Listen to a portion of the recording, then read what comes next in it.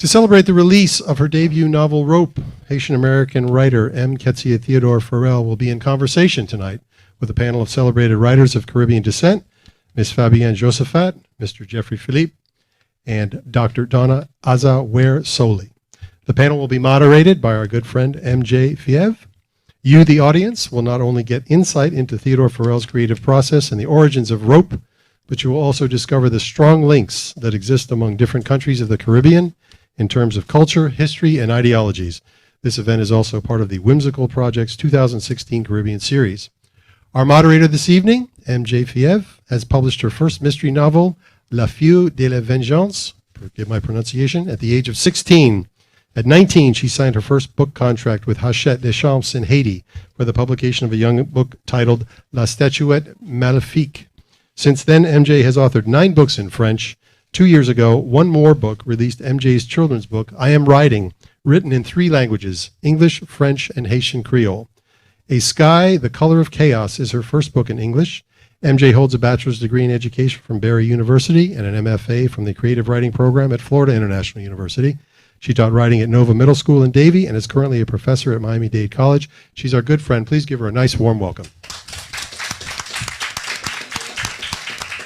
Thank you so much, Books and Books, for having us tonight. Thank you to the Miami Book Fair, who is one of the partners for the Caribbean series this year. I'm going to introduce the panel. I'm a little embarrassed this week to use my phone. I'm afraid people are going to think I'm looking for Pokemon around town. But I swear, if you see me with my phone, it's all related to the event. So, such a beautiful, beautiful panel and a beautiful author that we're celebrating tonight. I'm going to start by introducing Fabienne Josephat. She's the author of Dancing in the Burn Shadow. She was born and raised in Haiti and graduated with an MFA in creative writing from Florida International University. She writes fiction, nonfiction, and poetry, as well as screenplays. Her work has been featured in the Masters Review, Grist Journal, Damsel Fly, En Chasse de Poesia, Off the Coast Journal, and the Caribbean Writer. Thank you for being with us, Fabienne. Thank you.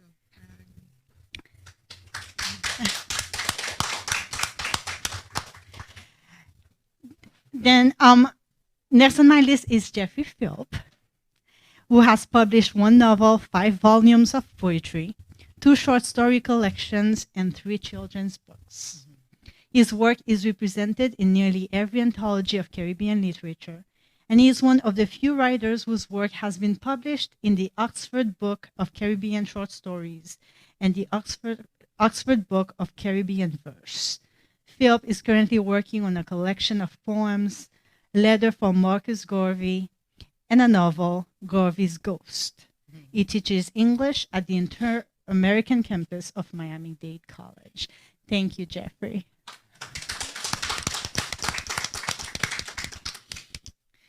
And now, Dr. Donna Aza-Ware-Soli was born in St. Catherine in Jamaica, and she migrated to the United States at the age of 17. She attended high school in both Jamaica and New York, and received a diploma from Andrew Jackson High School in Queens, New York. She graduated summa cum laude from the City University of New York Hunter College. Ware-Soli was a Mellon Minority Undergraduate Fellow at the Oxford Center for African Studies at Jesus College, Oxford University, in the summer of 1989. She received the Andrew Mellon Graduate Fellowship in the Humanities in 1990 to attend the school of her choice, the University of California, Berkeley. Dr. Ware-Soli graduated from Berkeley with an MA in English with a special emphasis in creative writing in 1993 and a PhD in English Literature Studies in 2000. She's currently an Associate Professor of English, African Diaspora Studies, and Women's Studies at Florida International University. Professor Ware-Soli won a Woodrow Wilson Fellowship in 2004-2005 to complete a scholarly work, Eroticism, Spirituality, and Resistance in Black Women's Writings. It was published by the University Press of Florida in 2009. However, her first love is poetry, and her poetry collection, First Rain, was published in 2006 by People Tree Press in the United Kingdom. She later undertook the monumental task with fellow writer Opal Palmer Adisa of putting together an anthology of Caribbean writings. Caribbean Erotic was published by People Tree Press in 2010 and includes poetry, fiction, and essays from 62 writers from the Anglophone, Hispanophone, and Francophone Caribbean islands, and from various Caribbean diasporas, including Canada, the United Kingdom, and the United States of America. Her latest publication, The Woman Who Knew, is a book of poetry published by Finishing Line Press. Thank you for being here, Dr. Dona. And now, I'm going to introduce you to our star writer, the author of Rope, which created such a phenomenal opportunity to discuss not only Haiti, but the Caribbean with our scholarly writer friends. Ketsia Theodore Pharel was born in Port-au-Prince, Haiti, and currently lives in Homestead, Florida, with her children and husband. She earned a bachelor's from Tufts University and a master's in English from UMass Boston. Her most recent publications include Caco Blood in the Caribbean Writer, Mercy at the Gate in the acclaimed anthology Haiti Noir, edited by Edwidge Danticat, A Cigarette Burning at Both Ends, published in Butterfly Ways, Voices from the Haitian Diaspora in the United States, edited by Edwidge Danticat. Her children's books include Beauty Walks in Nature, Songs from a Tower, Keeper of the Sky, One More Daughter, America, Daughter of the House, A Fish Called Tenga, I'll Fly Away. Her short stories published in magazines include The Mango Tree in Compost Magazine, Light Chocolate Child in Onyx, and Soup Jumu, Diary of a Mad Woman in African Homefront magazine. We'll welcome Ketsia.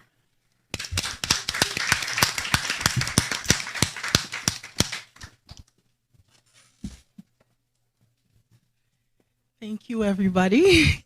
Thank you first to MJ for putting this together, for unifying us, uniting us.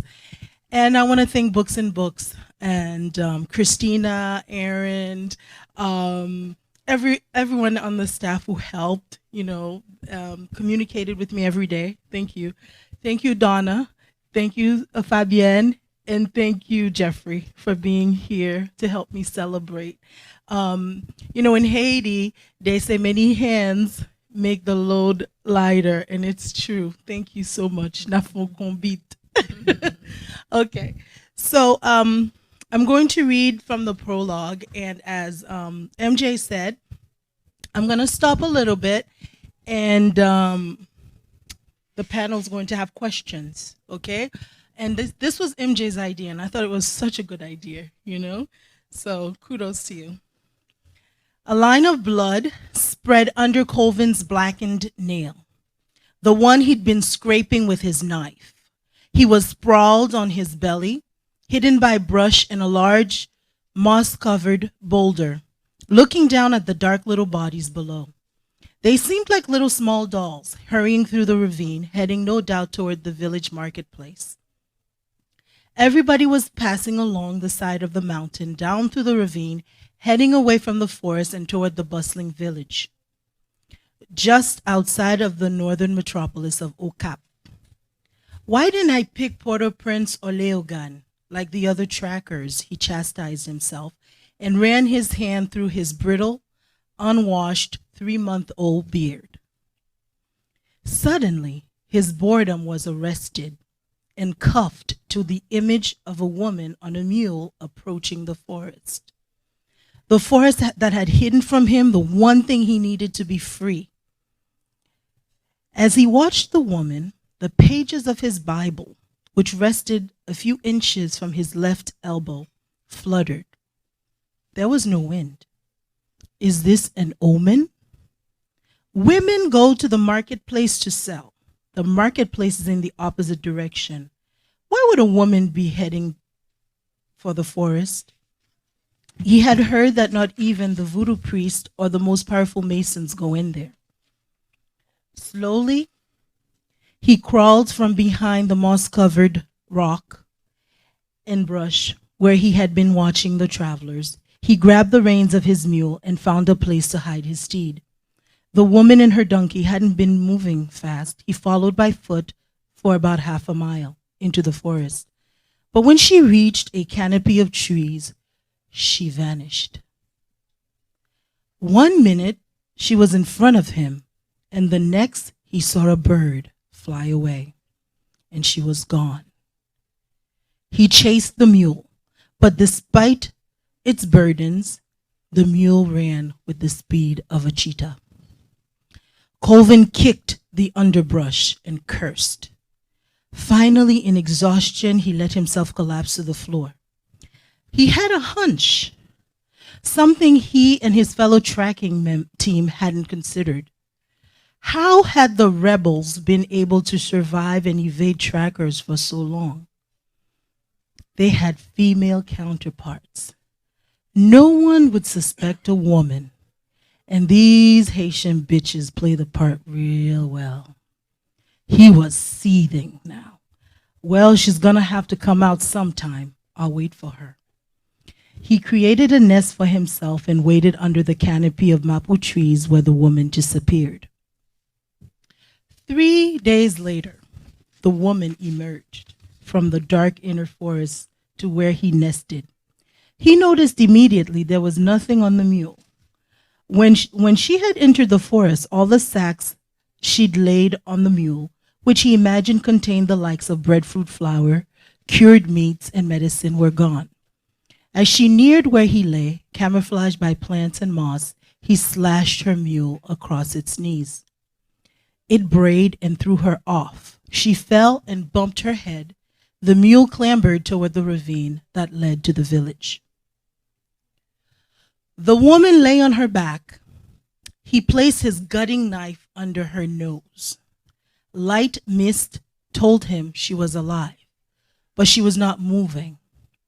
He noted her well-proportioned face, but also that the darkened circles on her eyes detracted from her beauty. If this kind of a person can be considered beautiful. Not wanting any surprises, he waved his hand slowly above her nose and confirmed that she was not pretending and that she was still breathing and unconscious. He tied her hands above her head and made a fire. For the morning sun had receded under the threat of clouds. He placed a couple of dried logs on the flames. Ambers and sparks flew around like fireflies. She awoke and attempted to free herself as he straddled her. He felt her softness under him. He hadn't felt such softness in almost 2 years. Her movement triggered visions of soft white thighs of his regular at the brothel back home. He ripped open her shirt. He told himself he wanted to make sure she was indeed a female. Her breasts spilled out onto his hands. He worked fast at releasing himself from his pants, not stopping even as she bit into his calloused palm in protest. A little later, he lifted his sweaty forehead from the crook of her shoulder, where it had been resting. He looked into her eyes and saw the tears.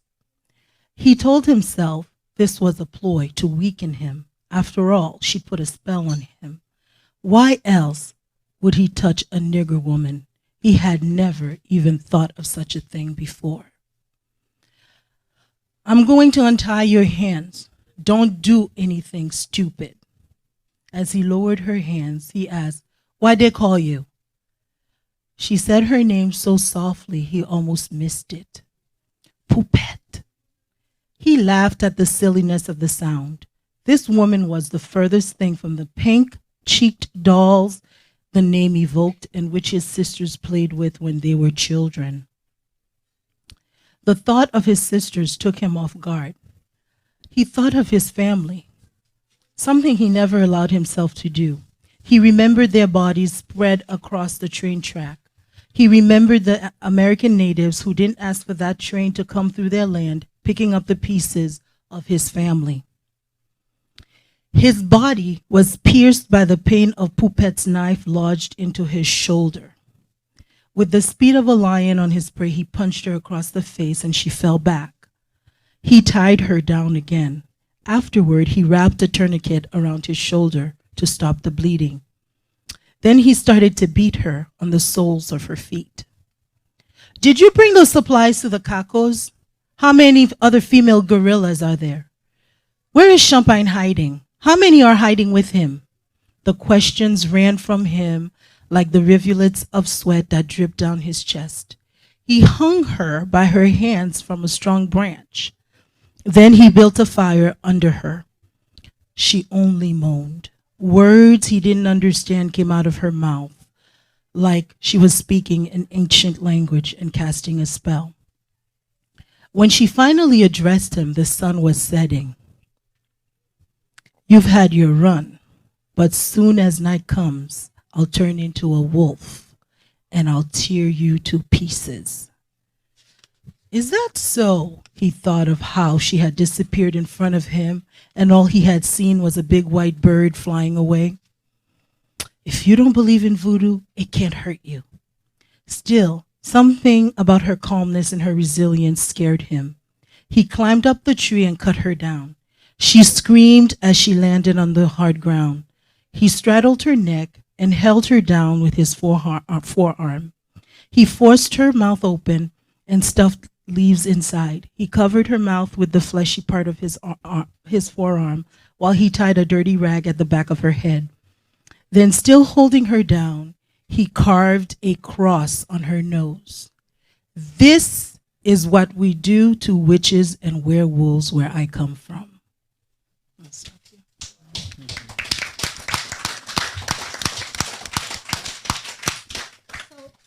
The panel is going to take over for a few minutes, ask the writer questions, and then we'll move on to another piece from the book. So I guess we can go from this side to until we reach Jeffrey. That will satisfy the whole ladies first thing. Okay. So do you want me to ask just one question? Okay. And if others need to be addressed. Right. Okay. afterwards, Okay. we'll- All right. So I did forget the mic. Hi, everybody. Thank you for coming out. I want to ask a question that I'm hoping not just Ketsia will answer, but that the rest of that the audience will also join in and help her to answer the question. The question is, given the role that Poupette, is that her name? Plays in this narrative, Poupette, what role do women play in revolutionary movements in the Black diaspora? How many women can we name? What is what is the effect socially and economically of women being left out of history? I did the hard part. I wrote the book. Now you guys answer.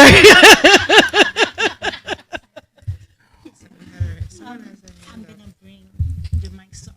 Don't worry. I don't think I need a mic. I can project my voice. Can you hear me? I think they still want us to use it because The of mic? the recording. Well, I'm so thrilled that I got to catch this, and this was all a metaphor. And I mean, I'm not a Black diaspora myself, but I come from a tribe that's kind of diaspored, you know. And women, you know, it's the same old women's empowerment, and men and metaphors, the cross, you know. Heavy stuff, the marks, what doesn't kill us in life makes us stronger. this is all character inducing, and I'm witnessing greatness. So I'm very happy to be here. Thank you, Mitchell Kaplan. And yeah, go girls. Thank you. Is there anyone else who want to? We'll listen to Jeffrey. Excellent. I will take it from the Marcus Garvey movement. In fact, Garvey said he wished there were more men who were like the woman in his movement, because the woman had backbones and not wishbones.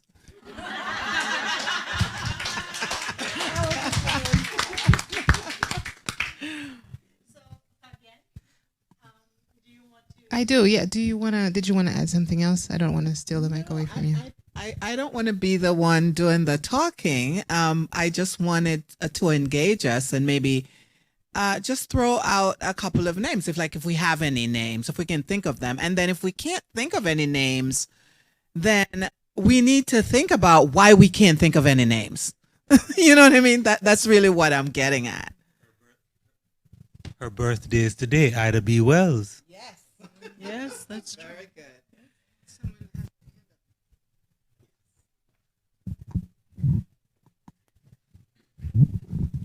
Well, you asked for names and you asked many questions that are very thought provoking. So, in terms of names, I could think of Harriet Tubman, of Sojourner Truth, of Shirley Chisholm.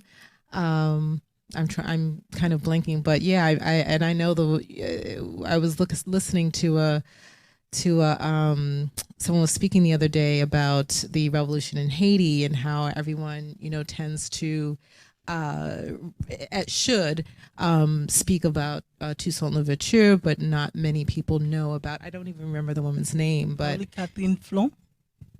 yes, who incites the spiritual aspect of the Haitian Revolution.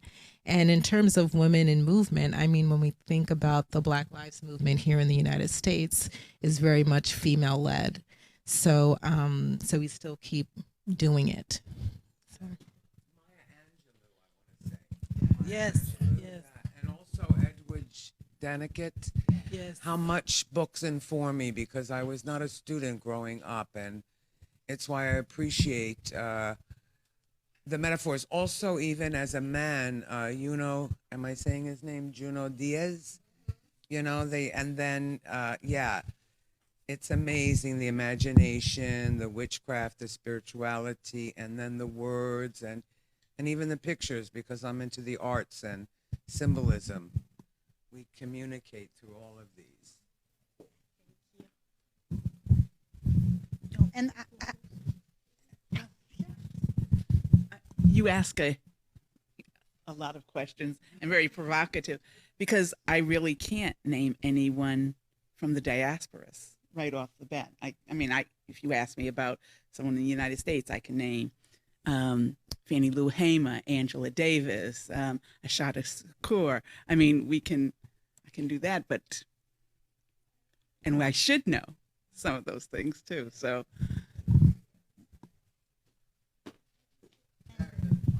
And yes, definitely.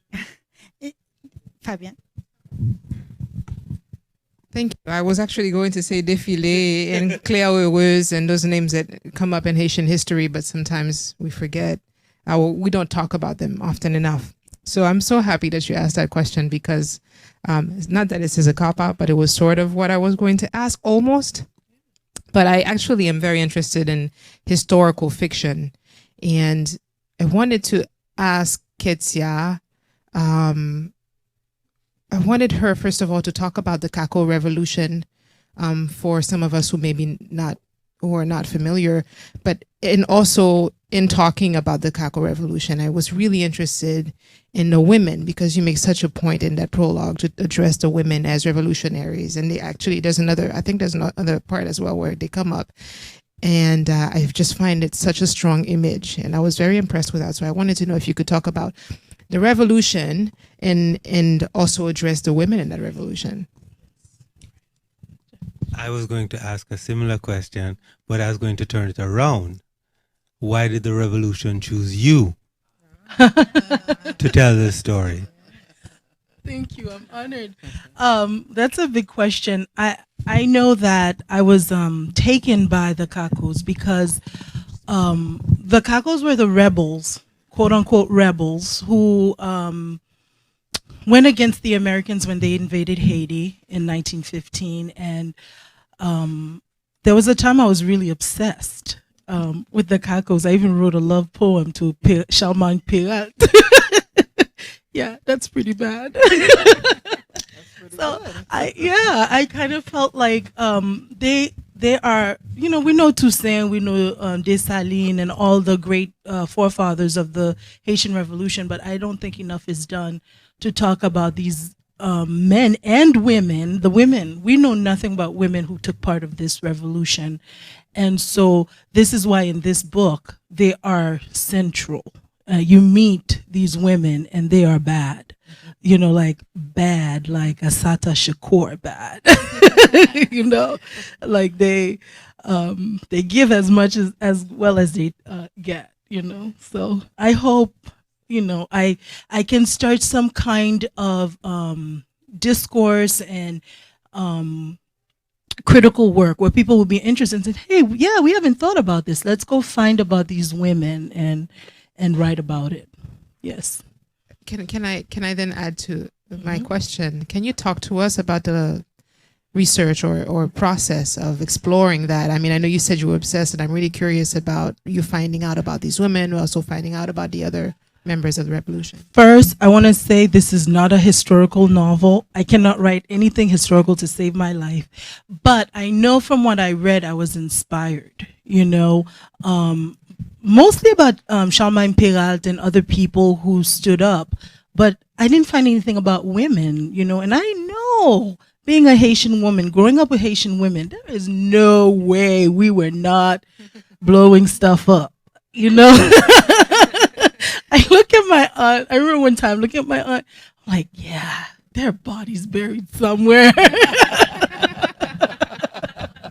So I knew the women were involved, but nobody talks about it. It's so secretive. So I wanted to pay homage to them, although we haven't found them.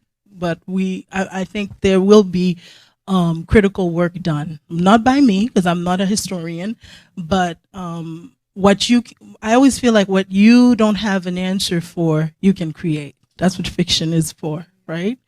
Okay. So I'm gonna start with the second piece. Is that okay? All right. Okay. So 6 months later, blood seeped out of the black man's ankle. Colvin's blue eyes flitted from the screaming man to the flutters in the branches above. He had prayed for this day, but somehow he imagined there would be more sunlight when he captured the man. If the sun were high, he would be more confident of his footsteps. But with only dim light penetrating the deep green canopy of the forest, he knew he had to be very careful as he moved about. Champagne, stop pulling the rope. You're making it worse, he snapped, taking careful steps not to trigger another trap. So, you know my name, Champagne spoke in a guttural tone. Colvin continued to move to the spelling of the letters of Mount Vernon and ignored Champagne's taunt. Lying here bleeding in your trap is not an accident. Champagne coupled the sentences between gasps and deep breaths. I'm your prey? Beads of sweat dripped from his neatly shaped mustache and hit his protruding cleft bones. Colvin laughed at Champagne's sharp intake of breath. Well, I wasn't 100% sure, but you just confirmed it. He squatted in front of him. In 5 hours, this man is going to be dead. He repeated the sentence in his head, and each time it meant something different. The first time, he thought about the few hours standing between him and his place in history. And the idea made him feel like he might float away at any moment. Maybe there'd be a page about him in every history book. He pictured beautiful, cherry-cheeked, blonde, blue-eyed, true American kids reading about him. Would they place him next to his hero, George Washington? The thought of his picture, his name, and his heroics being placed on the same page as George Washington made his heart race and the feeling of likeness returned. Fucking Americans! Champagne's voice reverberated through the forest. Stop screaming and I'll remove the trap. You have to be really still, Colvin warned, but the thought that this ordeal would be over in a few hours popped in his head again. He almost said it out loud as he ran his rough hands through his long matted beard, delighting in the fact that he had indeed captured the elusive rebel.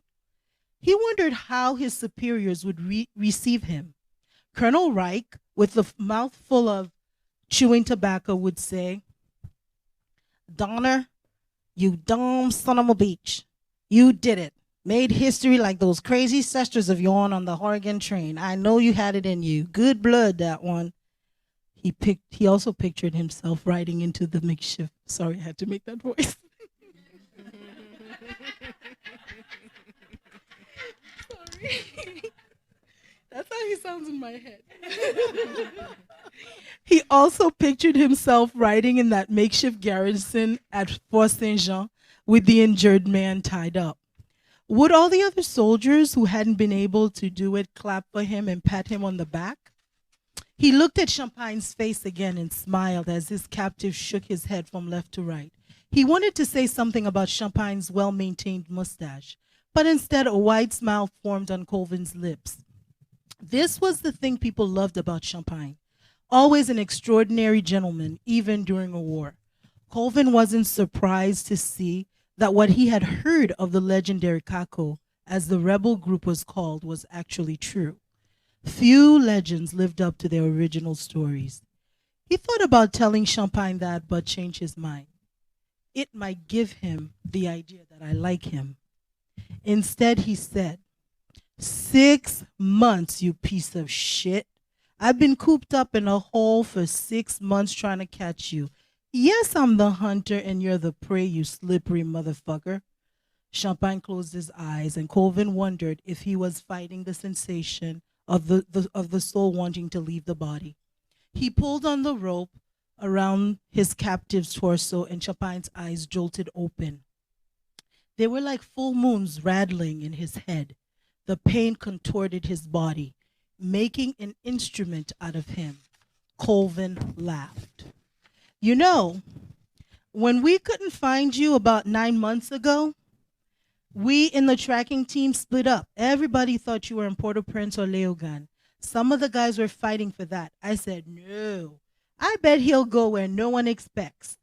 I asked for the deep forests of the North Country. Everybody laughed. Colvin, you dumb son of a bitch. Well, he. Look who's laughing now. He paused for a minute, encouraged to see Champagne's eyes were open and that he seemed vaguely interested in his story. Colvin reached in one of his numerous pockets sewn into his green camouflage jacket. He retrieved a small flask. Drink this so the poison on the trap won't build in your veins. Champagne turned his face away. Drink it. It's not American. It's not American made, I promise. You'll never believe how I found you. Female gorillas. That was real clever. He licked his lips and in a very suggestive manner said, I had me a bit of a poupette. Champagne shut up despite the rope cutting into him. He screamed. If sounds were blades, they would have cut Colvin into small bits. He winced, then doubled over and collapsed onto the ground.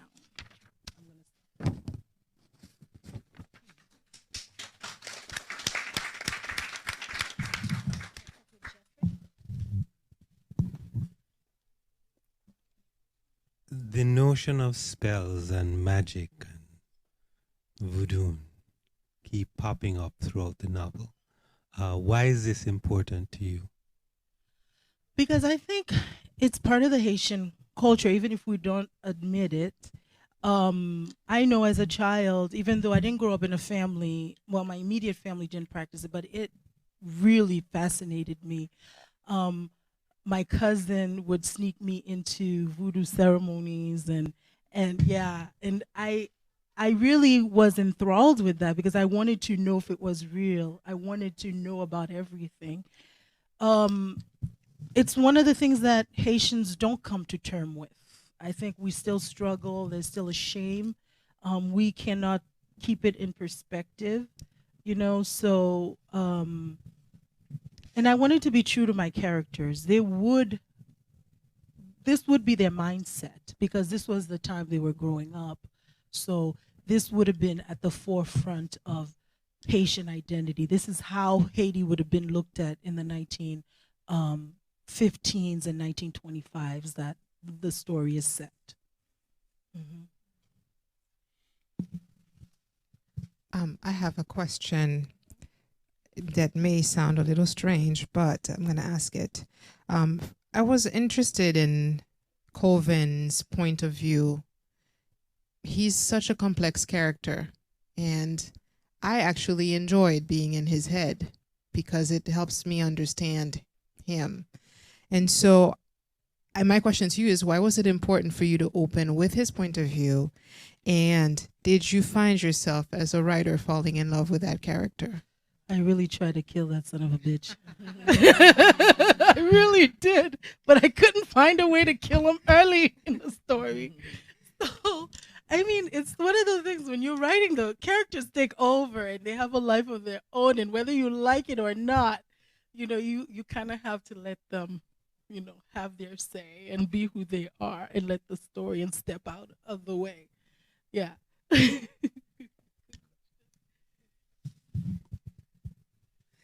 I thought that it was interesting that Colvin, although one would imagine that he would have had few possessions with him in the forest, I thought it was interesting that one of the possessions he had was a Bible. And I wondered what was the symbolism of that particular item and how it helps us to understand how and whether or not it helps us to understand certain entrenched ideations in Caribbean thought today. Gee, Donna, can't you go a little easy on me?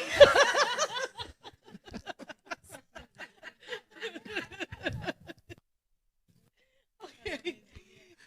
Let the audience But take again, that one. but again, as I said before, this is not just a question for you because as I told you guys in the very beginning, when I was writing I am a teacher for forever. My 25-year-old son is sitting in the back of the room. I was teaching when I was pregnant with him. That's how long I've been a teacher. Okay.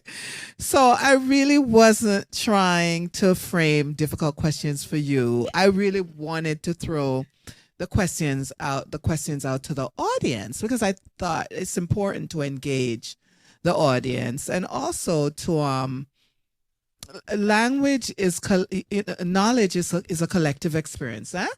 So learning is a collective experience, and so I just wanted us to discuss this. What is the significance of a Bible in the forest with him? What is the significance of the Bible in the Black diaspora, and how does it help us to understand? Like, say for example, the entrenched anti-homophobia in, say, Jamaica, right?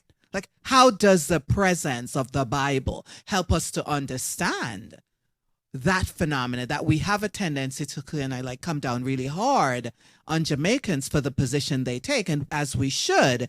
But if we understand it as coming from a particular place, the Bible, how does that help us to understand, right, some of those entrenched ideas? That's really what I That's mean. a good question. Yeah. No, it is. I'm only giving you a good hard time because you're looking so good over there, Donna.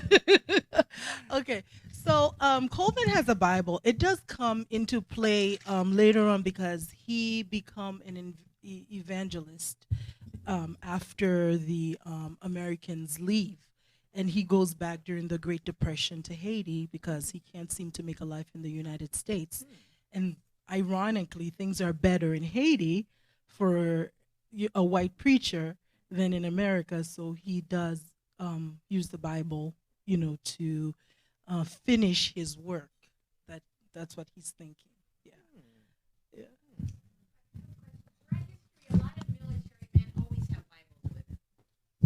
Throughout history, a lot of military men always have Bibles. The U.S. Army always did. Well, because to give people comfort when you're in a foxhole or whatever. So that's like, the U.S. government always issued Bibles to their, soldiers.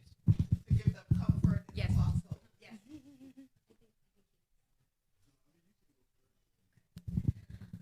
So I'm going to try to go as best as I can from memory, and I think I'm going to be referring a little bit more to the prologue, the first piece that you read. But I love that you pointed out the presence of the Bible, because I think it's interesting that the presence of the Bible is one of the sort of images that opens that prologue, and the violence of the cross being carved into her nose is what pretty much ends the prologue. And I don't know if I can speak to the presence of the Bible and all of that kind of literature, but at least in this context, it did seem perhaps maybe to this character that it justified the violence against this woman in the forest, right? Because he has the presence of the Bible there. And so it somewhat perhaps legitimizes the violence that he imposes physically onto her body. Yes, I it's don't know. part of his work. Right. Yeah, you're so right.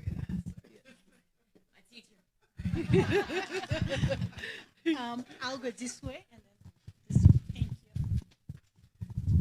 you. I'll try to answer your question as best as I can, but I feel like as believers or theists in general, like religion is a really big part of your identity.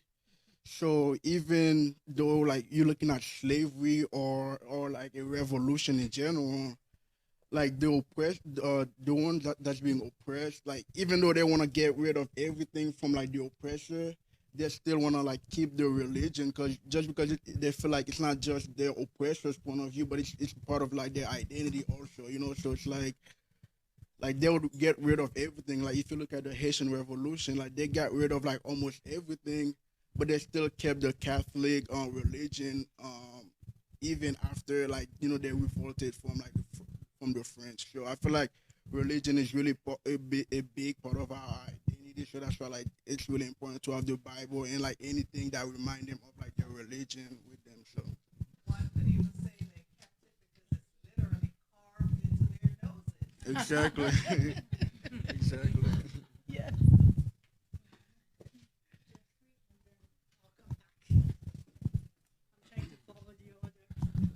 One of the things that I liked in the narrative, and especially, yes, I noticed the Bible thing too, which was also why I asked a question about voodoo, and it's one of the conflicts that continue through the Haiti, Jamaica, and it shows up later when it's as if the women appear with Django and Ogun with the lightning and all of that.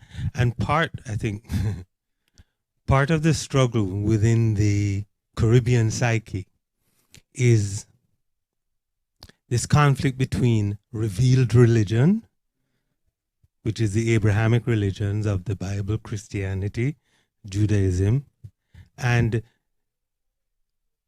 the religions that arise from the psyche, which are the Voodoo and the Yoruba-based religions. And that indeed is the sort of historical conflict that has been going on. And there's this incredible urge to give up the revealed religions, but because it was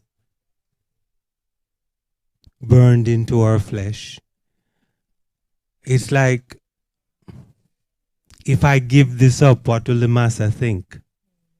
And God becomes like this big massa. And if I give this up, where will I be? Because the Bible is a potent source. It is, as I said, a revealed religion. And everything that is in there, is how you should live.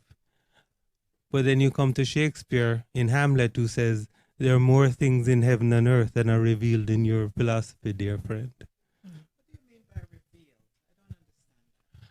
It was revealed through the prophets. The religion. So whatever is in, and I'm borrowing this concept now from Joseph Campbell, whatever is in the Bible, the Quran, right? Whatever is in there, that is the truth. What you're feeling right now ain't the truth. Unless it's in the book, which is how some are saying Bookman got his name. That yeah, the Orisha live in you. Yes. Which is why when you go into the trance, if you're favored enough to go into the trance, right, then they reveal to you the truth within the community. Okay,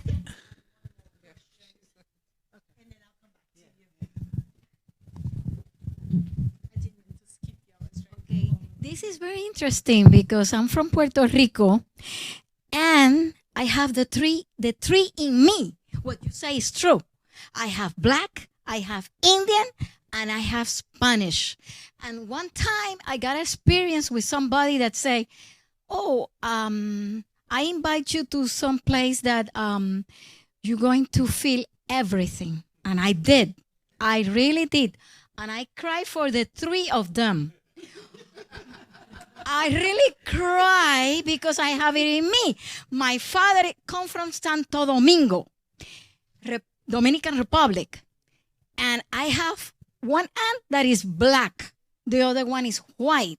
And then in my family say, do not judge for their skin. Because sometimes a black can be white and a white can be black. But what he meant is in the inside, not the outside. And I remember my father say, "Oh, when I was young, I used to walk barefoot in the country, in the mountains, with my friends, either black, white, because that's where my father was feeling." And I really understand that more profound because in my blood, there was somebody that called Jean-Marie Ambert. That guy fought for the black people. But at the beginning, they didn't like him. Why? He come from France? And they said, "Who are you?" "Well, I'm fighting. I'm fighting for them." And that's what he did. And that's a very interesting culture. It's a very interesting culture because in the background, I'm going to tell to some people here, but the owners of the planets are the black race. She said it, I didn't. Did y'all hear that out there? Just say it again, please. No, but it's true. It's true. I'm not trying to get pulled over tonight. Cleopatra was not white. She was black. Who was the first country? Africa. And they distribute them. Why? Because they have a lot of force in their skin to work outside in the culture, in the agricultural way. That's all I say. Thank you. You've said a lot. I love what she said, of course. And yes.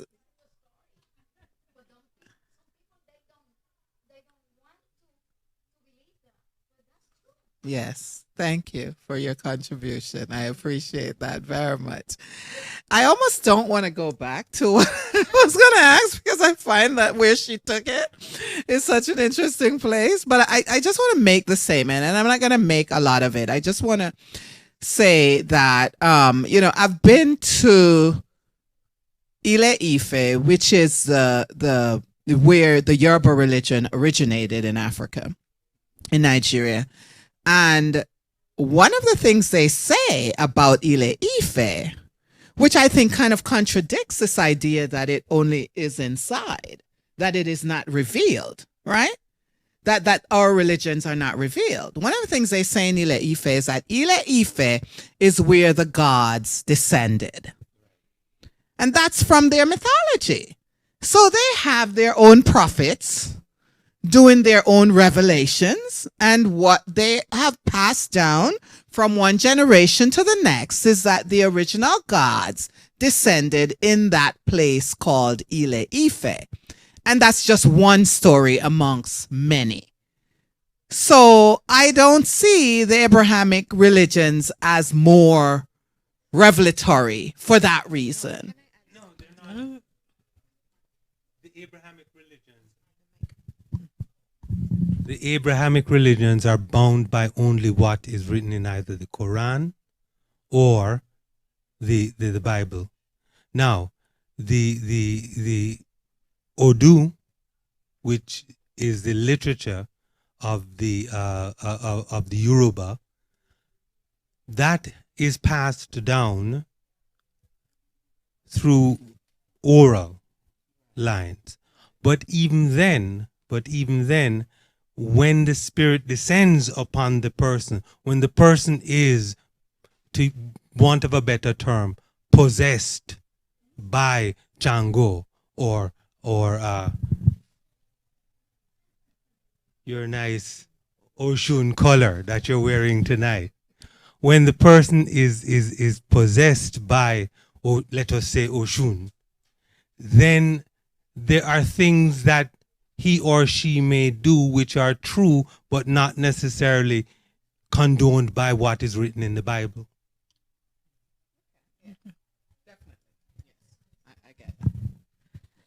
I know you probably have another reading. I just want to ask something because I love that we're having this conversation, and my question sort of goes back to that what we're discussion, but you brought it up in the reading.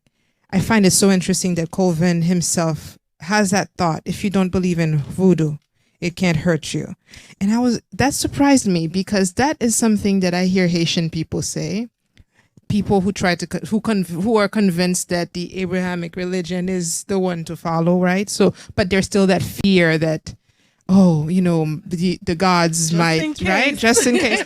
And so, actually, I actually have a memory of a teacher saying that in school when I was going to school in Haiti: if you don't believe in it, it's not going to hurt you.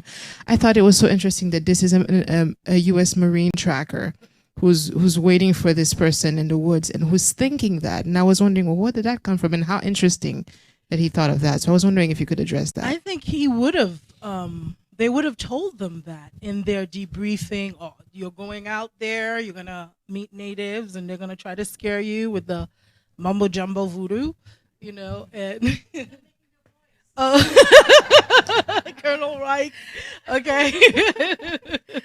And so I think he would have probably been told that as a way to cope, that if you see something, you experience something, it's not real.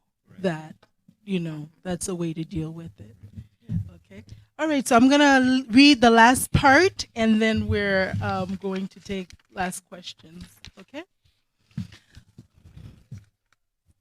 Remember, Colvin just revealed that he had a bit of a poupette. And so Champagne shut up. He's angry. Colvin waited for him to calm down. He approached with the drink again. Seriously, have this. It will help with the pain. Champagne made no move to open his mouth. Your own people made it, just like this trap. Best Haitian ironwork. Don't it just eat at you? Colvin hit the meaty part of Champagne's thigh. His laughter boomeranged against the dense foliage. Here you are thinking that you're this big-time hero of Haiti, and the crafts designed by your own people are killing you. Now, he laughed uncontrollably, holding the sides of his stomach. He moved closer, facing Champagne, who lay panting. Birds swooped from branches as Colvin's laughter reverberated. Champagne pulled at the rope. Haven't you realized the more you pull, the tighter the traps get around your ankle? Colvin bent down on one knee to remove Champagne's hands from the rope around his bare chest. He pinched Champagne's nose as he placed the flask to his lips, pulling down on his chin until Champagne swallowed enough of the antidote. My life is my own, Champagne spouted between labored breaths and forced gulps. Oh, really? Enlighten me. You're in my trap, so your life is in my hands. Colvin broke off his sentence midway as a flash of blue disappeared into the verdant canopy. You better send a signal to whoever's up there. Make them go away or I will kill them and you right here. Trust me, your next best move is for me to take you to Port-au-Prince alive, where my superiors will let you make a last statement before dying. He didn't know why his superiors demanded anyone who captured Champagne not to kill him and hoped he would buy his bluff. Champagne still made no move.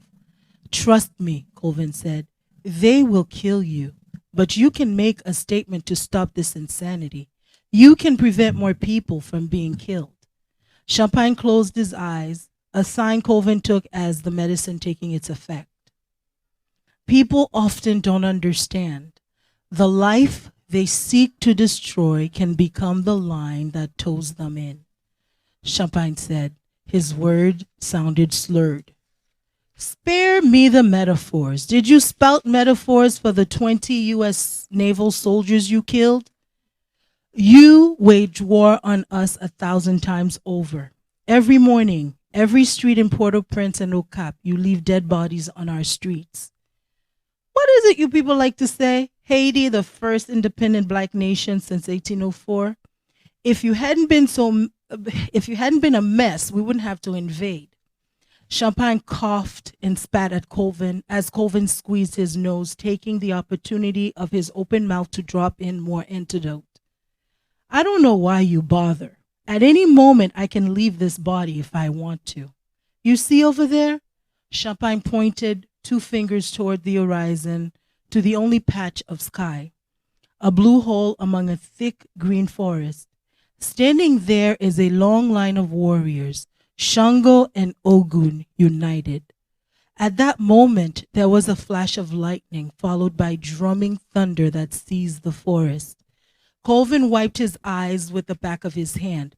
He thought he saw the rope at his feet vibrate and recoil after the flash of lightning. Oh, there it is.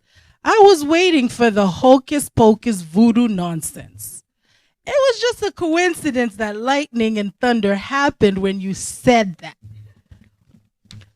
My ancestors, warrior spirits, are waiting for me. I can leap out of my body like warriors before me did.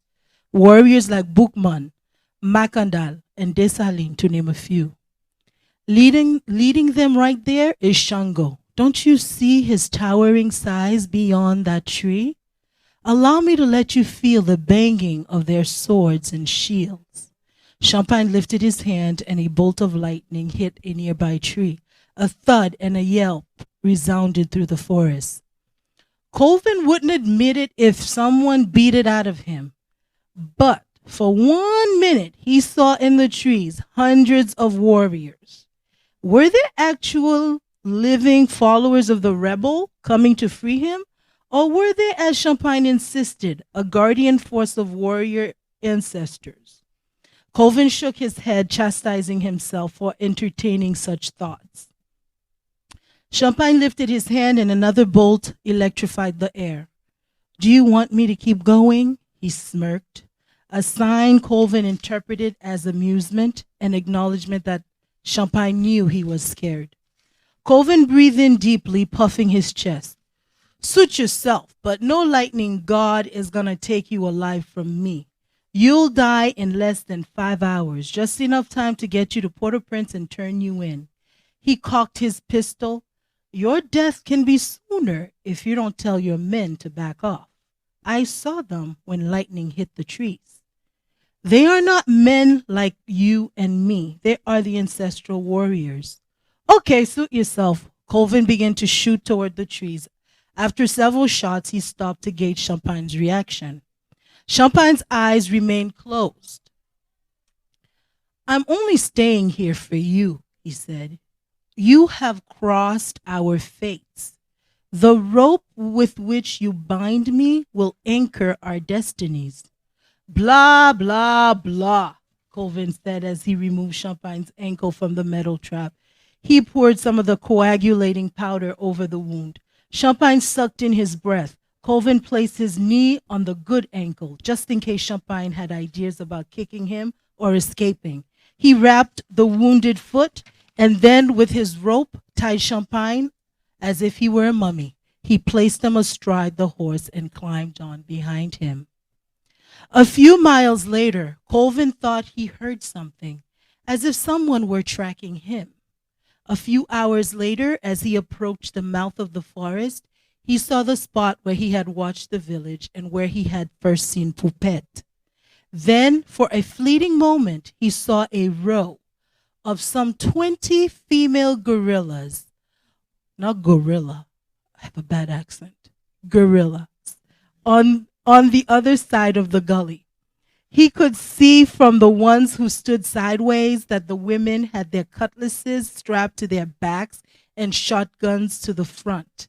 They wore green headscarves like Poupette, indicating unmistakably that they were soldiers. He cocked his pistol and placed it on Champagne's head. He knew if they could take him, they would have done so a few miles back when they started tracking him. Then, just as they had appeared, they disappeared into the brush. He propelled his horse forward. A few hundred yards from the edge of the forest, he passed a mound where a placard with a badly scribbled name identified the dead. He couldn't tell whether it said, "Take Cosmos" or "Jake Cosmos." The only clear word was American. He couldn't help but feel blessed he was making it out alive. Nevertheless, he couldn't lose the nagging feeling that this American was buried in an area where he himself had buried a lot of explosives.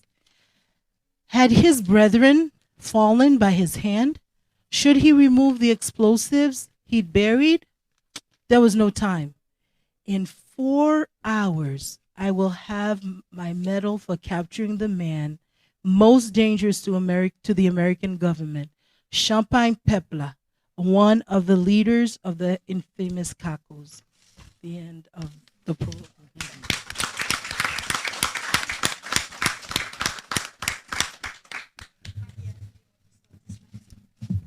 I'll start. And this is a very I guess it's just a very simple question, but I'm very intrigued by the title, and it seems like rope is a theme, and I just wanted to know if you could talk a little bit about your choice for that. I have Nancy Stolman, one of the people who helped me when I was writing the book. Originally, when I wrote the book, well, let me go back. I had the crazy notion that I could be a lawyer, so I went to law school. I was miserable. And then one day, I was sitting in law class, and I opened my agenda, and I get this, at the top of my day, it said, it was a quote from Gene Toomer, and I love Gene Toomer. I wrote so many papers about him in college, I think my professors were sick of me. So it said, we learn the rope of life by untying its knots. And immediately after reading that, I had a vision of this woman, and she's in the rain. She is enraged, and she has this rope. I could see her. I could visualize her. She has this rope, and I could sense, the only thing I could sense about this woman is that she had been raped, and she was mad. And this rope, there was going to be some reckoning. And so I was in class, and I wrote this short story about her. And the short story became, like my friend Mahalia liked to say, a tome. I kept writing. And so at some point I realized that I was writing 3 books. Okay, so I broke it up, and Nancy told me, I had named the first book The Rope of Life from this quote. And Nancy said, no, just call it rope. Rope is better. I thought about it. I said, yeah, you're right. It's catchy, it's crisp, it's easy, and it's what captured my imagination when I had the vision of the character. So, yeah.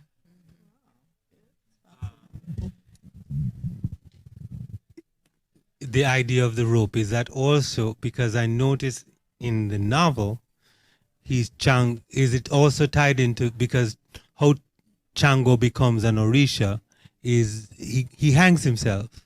Is that also tied in? Well, the character here, Champagne Shango Pepla, is loosely based on Charlemagne Peralt, who was a real hero of the Kako Revolution that chased the Americans out of Haiti.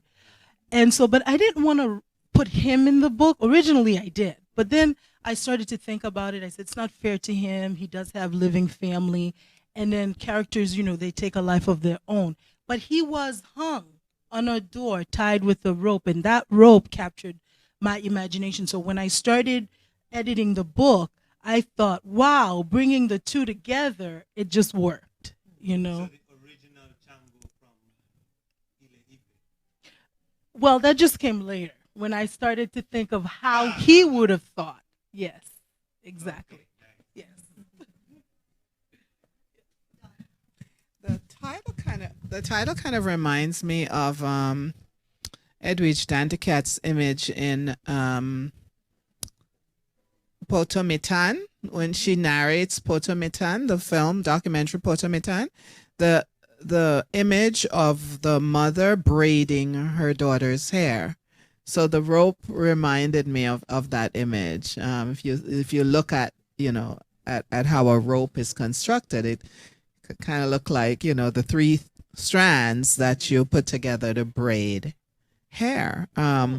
So I thought about that when I was reading it, and I've only read the prologue, so I am so anxious to read your book, especially now after this very engaging conversation and after finding out what inspired you, that's actually from a visual image of a woman with a rope who was raped. So now I'm understanding a little bit about Poped and the rape, and I'm kind of anxious to see where the story went, you know. So I'm really anxious to read the book. It sounds fascinating to me, but I don't know that this question that I have is not really related to the latter half, the latter piece that you just read. It's related to earlier when Coven talks about how the children in American schools, he pictured beautiful cherry cheek, blonde, blue-eyed American kids reading about him and asking whether they would place him next to his hero, George Washington, because he had captured Champagne. And so I guess my question is, Colvin, he's not just some hapless henchman of the American military occupation. He has delusions, wishbones of grandeur for himself, like his place in history beside George Washington. And I thought that's really interesting because he's actually engaging with the idea of the master narrative, but he's also anticipating writers writing about him, like writing the master narrative where he gets to be the hero as he is being the hero right now. And so I guess my question is, I see your book as a counter narrative, right, to that master narrative. And so again, the question I want to throw out, not just to you, but to the audience is, how do we counter these master narratives? What kinds of stories do we offer to counter that master narrative? And who are some of the Caribbean writers, particularly this last piece, who are some of the Caribbean writers that we can think of from across the region who are, like Ketsia, writing to counter that master narrative of conquest? That's my question. Does that make sense?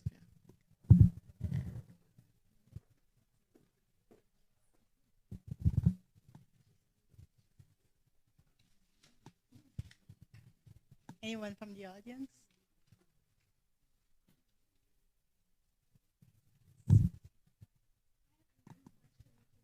No question.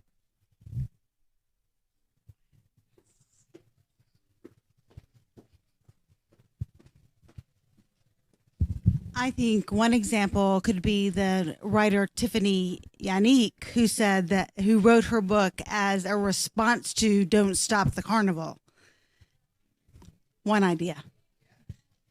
Somebody mentioned Junior Diaz. Somebody mentioned Junior Diaz earlier, and the reason I'm asking is not to trick or trip anybody up. I just want us to be cognizant of what that means, like, and who some of these people are, and maybe even ask questions yourself if you need to do that, just to continue the conversation, because clearly that's what Ketsia is doing, right? And so, like, who are some of the others? I know a lot of you know about Derek Walcott, but there's so many. That's right. Marlon James is definitely.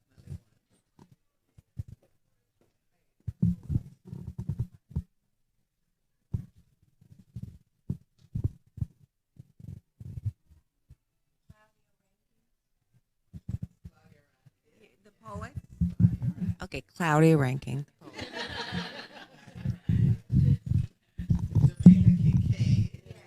We already talked about Edwidge Danticat. So, I mean, it's not a trick question. V.S. Naipaul, Isabella Landon, exactly. What about Michael Pharel? Michael Pharel, yes. Okay, definitely. What about his novel, The Harder They Come? The Harder They Come, definitely. Definitely, The Harder They Come. Is he still with us? Yes, he is still with us. He's in Massachusetts. Okay. But he was a one novel guy, right? So far as I can, no, yes, the one novel, but then he wrote another book. I think he wrote a book about Stokely Carmichael, and I can't remember the title. Yeah. Yeah. Do you remember the title? And he's working on a second novel. Oh, okay. He's working on a second novel. Yeah. But he did write. He wrote. In fact, I think he wrote the biography of Stokely Carmichael. Yes. I forget the name of it. Yes. Yeah. And Carl Phillips, yes, as well. Yeah, that's another one. Yeah. Earl Lovelace, yes. The Dragon Can't Dance. My old teacher. That's your Yes. former teacher. Earl was my teacher at the Caribbean Writers Institute at the University of Miami. Yes. Yeah. Yeah. That institute. Yeah. That was a Yeah. different, Probably a different year. Yeah. Yeah. I think there's someone from the audience with a question if you want to transition. Thank you so much, Donna. Can you hear me? First of all, I want to thank you. It was an excellent presentation. It was interesting to hear your perspective. And I'm also a teacher and a professor as well. And my experience, and I've also taught here in the United States and other places, and also in the Caribbean. And despite all the hardships, what I found, and I wanted to get your feedback and also the panel, is the perspective of the Caribbean experience. When I meet Caribbeans here, I feel that there's some kind of optimism and joy that is different from the African American experience. And I just wanted you to approach that in some ways, and your experience, despite all the, it's a different experience, and if you could address that as well. And thank you.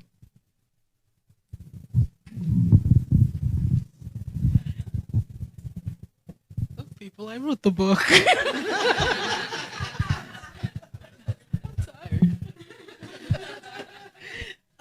That's a good question. Caribbean joy. Maybe because we have so much sunshine. I don't know. Yes. You know, and you feel it, and you think about the experience. They're difficult experiences, but there is some kind of effervescence is a good term to it. No, you can give it to the panel. Joy to offer this week. So I'm gonna pass it to Jeffrey.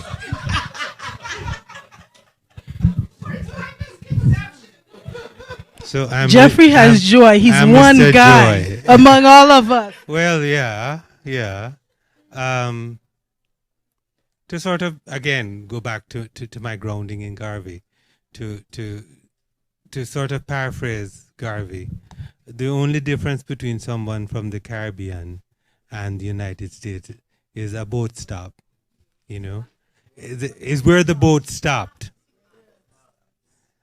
So there's a continuity of culture, but yeah, I mean, you look at the genius of Coltrane, you look at the genius of Mos Def right now. You know, there is a joint, Miss Fat Booty. Come on, you know, I mean,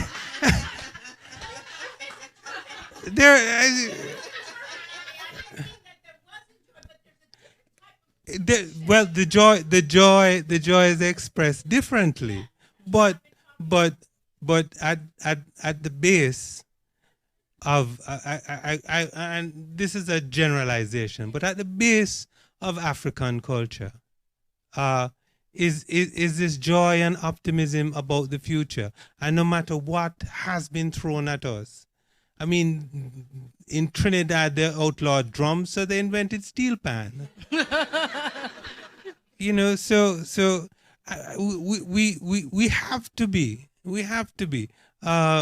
My son just returned from you know, traveling through the Caribbean, and he said to me just this afternoon, he said, "Dad, have you ever thought about just turning on the water and it comes out?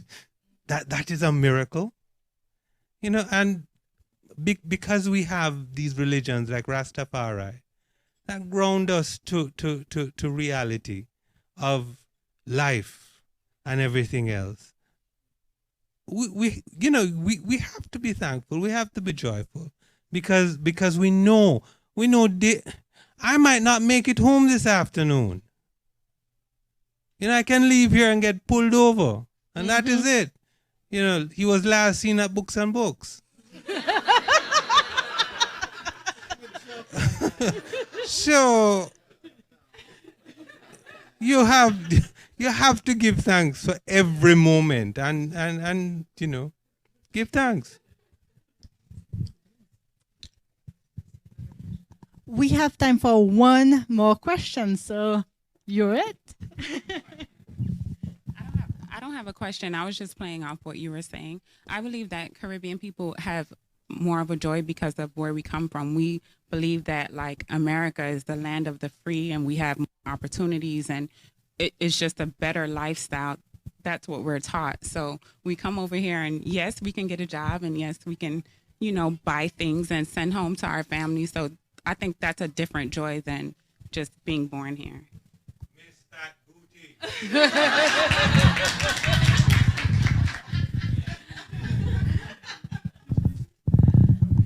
I have a question. What is the difference in terms of slavery, the experience of slavery between the American blacks and the Caribbean blacks, as it applies also to what you were talking about expelling the Americans from Haiti? And how did it affect your writing? Well, there's two different experiences. I'm writing about the American occupation. The book starts out during the time of the American occupation, which is around 1915, but this chapter opens around 1925, 10 years into the occupation, which is long after slavery, because Haiti was earned its independence in 1804. But I think the difference between slavery in a place like Haiti, where a lot of the white people who live there, you know, I think they always thought that France was their homeland, right? And so they were just putting up with this place so they could make money or whatever. But the slaves knew this was home. There was no way they were going to get back, and they made it, and they claimed it, and it was going to be theirs. And so, but here in America, the African Americans and the whites lived together, and it was a different type of they were closer. There was less freedom, you know. And I think a lot of what happened in Haiti was because the terrain was so rough, and that the Africans could, you know, go off and, you know, meet secretly and, you know, organize. And so they were able to, you know, retain more of their culture, you know, whereas here in America, the African Americans were stripped, you know, a lot of times from that original motherland culture, you know. So I think that's one difference that I see. Yeah. Everybody, thank you so much for participating. And thank you so much, Ms. Pharel. My distinguished panel, MJ, thank you so much for being here. Everybody, the books are for sale behind the counter. I do have all of the panelists' books as well as MJ's and Ms. Pharel, so limit yourself to 5 apiece. They're all behind the counter out here. And don't worry, Jeffrey, I got your back. You will not last be seen at Books and Books. Don't worry about it. Thank you all for coming. If you're watching online, give us a call. We'll get a book signed for you. Thank you all. Enjoy your evening. We got some live music outside.